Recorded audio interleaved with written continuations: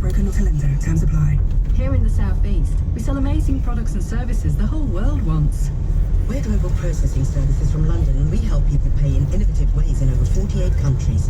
We're Creative Nature from Surrey, and our allergen-free snack bars let people eat safely across the Middle East and Europe. Whilst at Naturally Tribal in Milton Keynes, our all-natural skincare range soothes skin conditions in 5 countries. So if you make it in the southeast, why not sell it to the world? For free help from the UK government, visit grey.gov.uk. Our daughter has cerebral palsy. Erwin Mitchell got her the help she needed. They gave us hope for Hayley's future. That was the human touch that mattered. Our legal and financial experts understand the impact of a serious injury. We'll help you receive the best possible support, medical care and rehabilitation. We really get to know you so you can get the most out of life. Erwin Mitchell, the expert hand with the human touch. Find out more at erwinmitchell.com. Authorised and regulated by the Solicitors Regulation Authority. Nick Ferrari at breakfast on LBC. Call 0345 6060 973. 10 to 9 now. If you're on your way to your railway station or you're stuck on a freezing cold platform or you finally got on a train and didn't even get a seat despite spending thousands of pounds on a season ticket, stay tuned. I'm going to be telling you how Ukraine's railways in a war-torn country are still running better than they are here in the UK. Let's talk nurses though. That's how we started the hour. And I celebrate the news that they're going to delay their strike action. Let's hope they get a decent pay award. Sally and Sandwich, where are you? Still supporting the men and women? Good morning. Good morning. Well, I was a nursing sister, and I have to say, I would not have gone on strike. That is just my personal choice. But I do believe the nurses and the doctors and physios and everybody in that sector should be well paid because we all rely on them. Yep. And I think we need to look at this in the round, and that means being honest about the NHS. It is chaotic, it is absolutely badly run. The so-called managers, not all, but so many of them, are not worth the money we are having to pay them, whereas a quality manager is worth his or her weight in gold. And to add insult to injury, politicians do not have the guts, I could say something else, to stand up and put in place the necessary changes to change the outlook and workings of the NHS. What needs to be changed? Very briefly, what would you change? Well, first of all, you could get rid of the majority of these managers. That would be the first thing I would do. And then you used to get nurses and they were trained, I would say, for nothing. They didn't have to pay for their training. Right. They paid through their working, really. And that has cut out an awful lot of people who would love to do nursing but can't afford to. Right, yeah. So that would make a huge difference. But the whole mindset of the NHS is wrong. Well, of course, let's say the business side of it, what it set out to do, which is to keep people alive, to bring people into the world. It is a phenomenal organisation, not without its concerns and needs. Sally, I agree with you on that. Thank you for that. And thank you for holding. Also been holding on some time is Ali and Slough about the event going on at Sheffield Library with the trans cartoon artist with a love of nappy art. Ali, your reaction to this? Well, this is the latest symptom in political correctness and adopting this unbridled freedom. I never thought I'd say it, but Margaret Thatcher, when she talked about the Section 28, I think it was, or the local government act, whatever it was, 30 odd years ago it was. Pertaining to what? I want to make sure, because if it's Section 8... She said she didn't want children to be taught about things like homosexuality in schools. Okay? Section 8, we'll triple check. Yeah, go on. Yeah. And the simple point is... I'm sorry, you're right, I'm wrong. You're right, not for the first time. You're right, I'm wrong. Section 28. Ali, on you. The simple point is children are particularly vulnerable. This sort of thing should not be happening, and at the end of the day, if you're going to go down that road, then no, you just finish it. You're a you are quite liberal. What you're saying is you don't want children to be educated about same-sex relationships and other matters. They must be educated. No, look, Nick, if you want to educate, education is not about indoctrination. There are two viewpoints on this argument. The first viewpoint is this is everything. It's complete nonsense. I don't know why children are being exposed to this. Forgive me. I don't see any intellectual value in this. But if you're going to do it, then say, here is what this person believes, and here is what the opposite view believes. Ultimately, if you want to educate children and not indoctrinate them, then give them an informed opinion, not propaganda. How would you react? I don't know the age of your children. How would you react if your early teen son or daughter, you suddenly discovered, oh, guess what we did at school yesterday, Dad? No, what was that? Well, we went to the Sheffield Library and we learnt about from a trans cartoonist who likes nappy art. I mean, look, I'll sit down there and tell them what I honestly think of it. I may use a few choice words, but to be very frank with you, the issue is straightforward. Human beings make decisions based on information and intellect. That's what differentiates us from non-humans. And when you indoctrinate schools, if you want to have a level playing field, you need to give the opposite view from a fair-minded person, then a child can have an informed opinion. This is propaganda, indoctrination, down the rabbit hole. I think Alice in Wonderland territory, where nothing makes any sense, and it's just one symptom to another. Always enjoy speaking with you, Ali. I had a horrible feeling for a moment you lost some of your liberal credentials, but you haven't. You've argued your way very cogently, as always. But I do say, of course, we need to have education as regards these matters. But a trans cartoonist with a fetish for nappers, no. That is a bridge too far. Thank you for that. Could I say it's a rash decision? Probably not, but you know what I'm driving at. 529. Now, what do we make of this story from today's Daily Telegraph? We're going to speak with the journalist who's written it. The head of Ukraine's railways has apologised for train punctuality, despite there being a significantly better track record than services in Britain. Yes, that's right. In war-torn Ukraine, trains run better than they do in the UK. What? Oliver Gill is the chief business correspondent at the Daily Telegraph and joins me now. Give us the background to this, Oliver. Good morning to you. Morning, Nick. Yeah, it's one of those that caught the eye. Now, the background... I bet it did. And it will do to anyone who's struggling with the trains this morning with the boards all down. I mean, I guess, look, the background to this is that the head of the Ukrainian Railways put out this rather candid apology. Say, look, it's only 90% of our trains are on time. And the background to that is because Joe Biden was in town and they had to stop some of the trains from going through. Now, the comparison to that, 67.7% the latest figures in the UK. So, I mean, look, I guess the point I'd raise on this story is not the comparisons. It's not a pure comparison. But here we see some real candour from the boss of Ukrainian Railways, and perhaps that's in short supply in the UK. How is punctuality and the service going on with the UK railways? Is it declining? Is it roughly where it's been the same for the last 5 years? Over the last in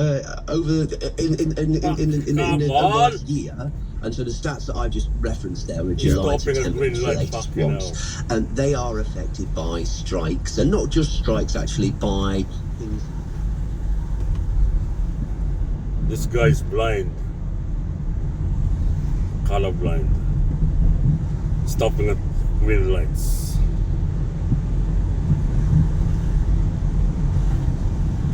Slowing down.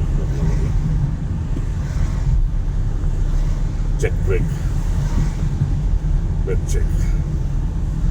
Brake check again. Brake checking.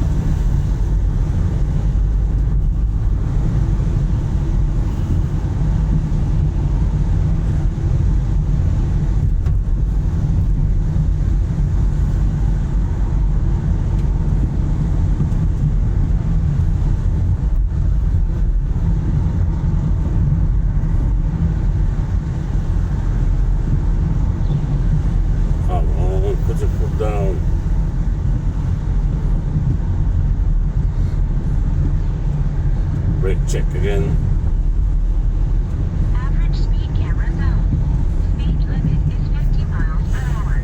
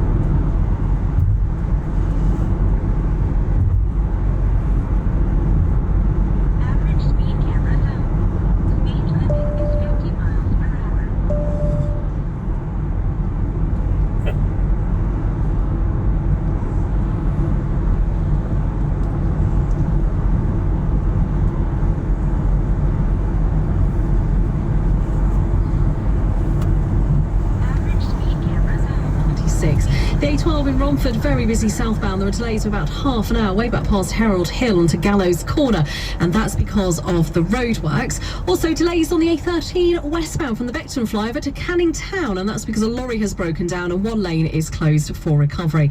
Still very busy on the A3 northbound up to the M25 from Ripley, and that was after a car broke down earlier and one lane remains closed. This is LBC. See the sights of the city with the new Toyota Aygo Cross. Taller, bolder, and cheaper to run with up to 58.8 miles per gallon. No wonder it's the Sunday Times Motoring Awards 2022 City Small Car of the Year. Whichever way you look at it, you'll stand out in the new Toyota Aygo Cross. Drive tall and book a test drive today.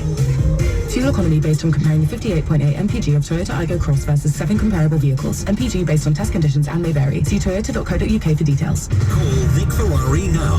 0345 6060 973 LBC. Kazoo, yeah. Is that the tune of someone who's just discovered Kazoo? Kazoo. They went online to sell their car and got a guaranteed price that won't be chipped away at. That's a nice. Now they want to buy a car. They can pick it up from Kazoo or have it delivered, and every car comes with a 7-day money-back guarantee. Money-back guarantee. Can you buy or sell a car in a better way? Kazoo, yeah you can. Kazoo, yeah you can, baby. T's and C's apply. Here in the southeast, we sell amazing products and services the whole world wants. We're global processing services from London, and we help people pay in innovative ways in over 48 countries. We're Creative Nature from Surrey, and our allergen-free snack bars let people eat safely across the Middle East and Europe. Whilst at Naturally Tribal in Milton Keynes, our all-natural skincare range soothes skin conditions in 5 countries. So if you make it in the southeast, why not sell it to the world?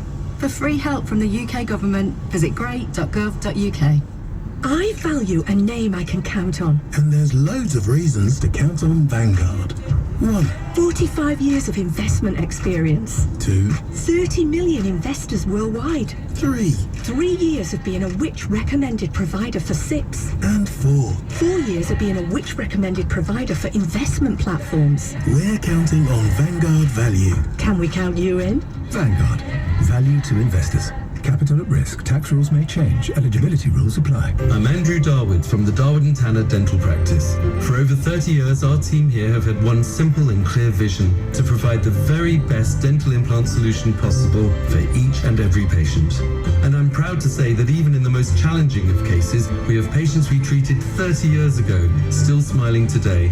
Darwood & Tanner, celebrating 30 years at the forefront of world-class dentistry. To find out more and meet our team, start at darwoodandtanner.co.uk.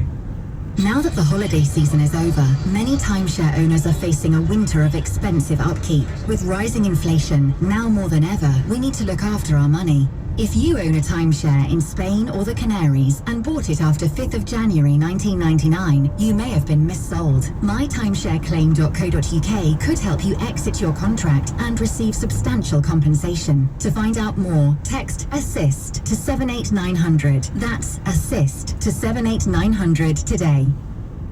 Nick Ferrari at breakfast on LBC. Call 0345 6060 973. Let's feature, I haven't done enough of your text, tweets and emails concerning, well, many stories. I'm going to come in with the one we're doing at the moment, which is the land. And look, by the way, so many of you are furious. Why don't you attack? I know Boris Johnson has used some fairly good language against Sir Keir Starmer. I would argue, I don't recall, and I'm ready to be corrected, him ever saying that he really loathes Sir Keir. And I certainly don't recall, and I don't think he ever would say, anyone who's had any relationship with Starmer, in any sense of the word, has landed in the gutter. So they've had their exchanges, robust exchanges. That's what it's all about. But I don't recall, and that's where I think it's descended surprisingly for this supposedly supremely skilled barrister to allow him to think, because I know, and many of you are furious, how dare you mention President Zelensky. Look, there does seem to be a genuine personal relationship between Boris Johnson and President Zelensky. And I don't think he's, quotes, landed in the gutter. So I'm confused. Let's get some of those confused or even surprises, password. Graham in Bushy Starmer says he dislikes Boris Johnson, but he was happy to sit side by side with Jeremy Corbyn in the shadow cabinet, call him a friend and campaign for him to be Prime Minister. His judgment is severely skewed. This, though, is Chris in Birmingham. Starmer didn't say anything that wasn't untrue. Okay. Johnson continues to use personal insults. Starmer has more integrity in his small toe than Johnson will ever have. I know you are a Conservative. I'm not a member of the party. I'm probably more likely to vote for them at the moment than I'm anybody else. Well, the Scots Nats looks quite exciting. But it's pretty feeble on your interesting show. Jenny, did Sir Keir lie with his leadership pledges? Did he lie when he said he backed Jeremy Corbyn? You cannot call a person a liar when your record is not that great when past statements are reviewed. Meanwhile, Alan in Bromley, Keir Starmer is just telling the truth about Boris Johnson. Who cares what they think about each other? Alan says maybe it was Johnson's awful reference to Starmer that he disliked so much. And lastly, this comes in from Kirk. Starmer twice supported Corbyn to be Prime Minister. How does that fit with integrity and wise judgment? We're actually, in a couple of weeks' time, Sir Keir is here taking a course. He does it exclusively here on LBC with Cool Keir. It's only a week or so away, so we're sure maybe you want to put calls to him about that. And as we'll certainly do, we'll take more on that in a moment. Let's revisit something that was on the show in the first hour this morning. We were speaking with the Veterans Minister, Johnny Mercer. Now, he was talking about millions, £5 million being made available for a series of regional centres to help military veterans with both medical and emotional problems. But the conversation expanded, and LBC's political reporter Henry Riley picks up on that now. Henry? Nick, as you say, the Veterans Minister on your programme speaking initially about that government plan to support the healthcare of veterans, but as you pointed out to him, one glaring issue with regards to veterans is the level of homelessness among many who've served in the armed forces, and Johnny Mercer, a former captain in the British Army, made a pretty bold claim. So I'll tell you what, Nick, we are going to end veterans' homelessness this year through a project I launched at Christmas called Op Fortitude, which is going to be a single defined care pathway for veterans out of homelessness. £8.5 million, 910 supported housing placements is going live in April. By the end of this year, I don't want to see a single involuntarily sleeping rough homeless veteran in this country. The numbers are not where people think they are. They are manageable. There's something we can do about it. There should not be any veterans involuntarily sleeping rough in this country by the end of this year, and you can hold me to that. That is quite a promise, Minister. Do you have a broad number of how many men and women we're talking about? Well, we've worked with the sector to develop a plan that sees 910 supported housing placements. You know, there will be, there will be around that number. But homelessness is an extremely complex challenge. You know, a lot of comorbidity factors around addiction, around debt, around domestic violence. I'm determined to end that this year, and you can hold me to that going forward. Johnny Mercer, not one to make promises lightly or indeed mince his words. This is his third stint in the role, you recall. He's previously resigned because of an issue with veterans in Northern Ireland, so he does stick to his promises, and you get the sense that if he doesn't meet this target to end rough sleeping for veterans by the end of this year, he will resign. And of course, that was shown as well by his comments on Ben Wallace. You put to him comments unearthed by the website Guido Fawkes about the hole within the military, and he was very quick to stand by comments he'd made attacking the Defence Secretary. Now, Nick, on this story with regards to the Veterans Minister, I've been speaking with Lee Buss-Blair. He's one of the architects of the scheme, Op Fortitude.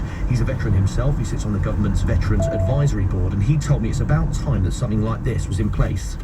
Ending veteran rough sleeping is absolutely achievable with the right level of funding.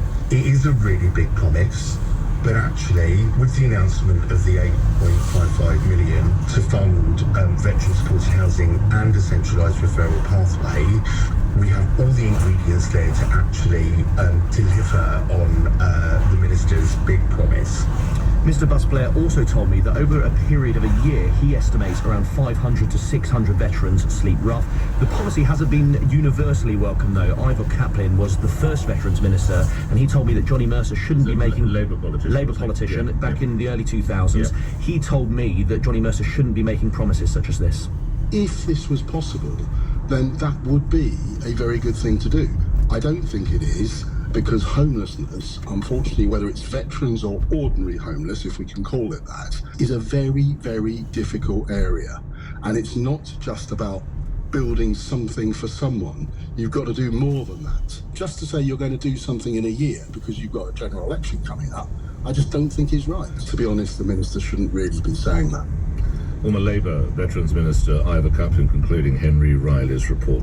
Calls coming in on that. Let's go to those first. Steve is in Blackpool. Steve, I understand you're a veteran yourself, sir. Is that right? Good morning. Morning. Yeah, I am. The issue I've got with the Veterans Minister saying about making Britain this great country for veterans and things like that is the funding for retraining. One of the keys. There's a number of other highlights. The funding for retraining. I did 25 years in the infantry. Did you? And you, at the end of that time, you get allocated what's called an enhanced learning credit. Okay, so it's free claims you can make for £2,000 each to retrain you to reintegrate back into civilian life. 3 times £2,000 is what they give you, just to clarify. Yeah. Yep. Okay, so on you go. Thank you. Originally, when the scheme was introduced, it was for an MVQ level 2 or equivalent. So it means that you left the army, you could become a plumber, a locksmith, a carpenter, bricklayer, plasterer, things like that. The goalpost has now changed so much that it's got to be an MVQ level 3 or a university degree. And they're moving the goalpost each time to make it harder and harder and harder for you to actually claim what they said you can have, if that makes sense. No, it does. So I'm not belittling these occupations from. So the idea you could come out and be an electrician or be a locksmith, you've now effectively got to go and do a university course before you get these credits. Yeah. That's absurd. Yeah, and most soldiers who leave the army aren't likely to go to university or onto significant further education. They're more practical people. Yeah, they want to work with their hands. That's probably what they want to do. Yeah, so they say they want the support to be there for veterans, but they're promising the funding, but they're not delivering on the funding as well. The other thing they've done as well is they've cut down the amount of time you've got to claim them. So when I left, you had 10 years in which you could claim these free credits. Mm-hmm. You can only use one per financial year. Mm-hmm. Okay? Now, it's 5 years. You've got 5 years to claim these free credits if you get them. So if you don't get it right straight away, they just expire on you, effectively, don't they? That's what. Yeah. And it's just a way for them. It feels like it's a way for the Ministry of Defence to cut back on the amount of money they need to give to veterans by making it harder and harder and harder for this money to be claimed. Do you mind my asking? Did you say how many years did you do in the infantry? Did you say? I did 25 years altogether. What? Can you remember what your first day was like on City Street, as they call it? Yeah, so I joined on the 10th of May 1988. Right. I was running late for the train. I had to run for the train, and then started my training at a place called JIB Euston, right, up in North Yorkshire. Right. So yeah, it was a good time. You know, I had more good days than bad days. Right. In the army. Would you do if your own son or daughter or a niece or nephew said, "Shall I go into the military, Uncle Steve?" What would you say? I'd say no. Why? Because now the job has changed significantly. It's when I joined, it was play hard or work hard, play hard. Right. Now it's work hard and no, you can't play hard because we don't like you doing things like that. When you say play hard, do you mean have a drink and stuff? What do you mean by play hard?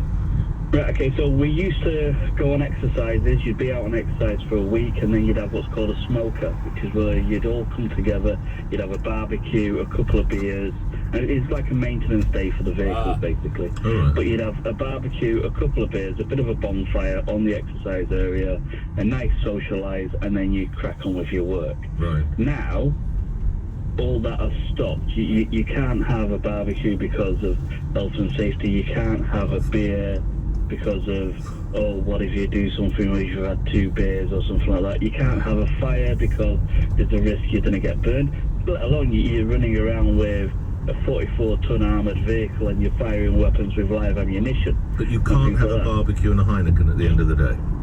Yeah. What a load of nonsense. Yeah, and the other significant factor is the pension. The pension now that soldiers receive is, compared to my pension, it's absolutely shocking. The long-term commitment from the government for veterans who are joining now can be summed up in the pension, and it's the same pension that the police rejected, the fire service rejected, and all the other civil servants rejected it, but the armed forces don't have a union. No. So they're not in a position to reject the pension schemes that the government impose. And lastly, what do you do now then? I'm a plumber now. So mainly thanks through to the help of my brother, who's a long-established plumber. Right.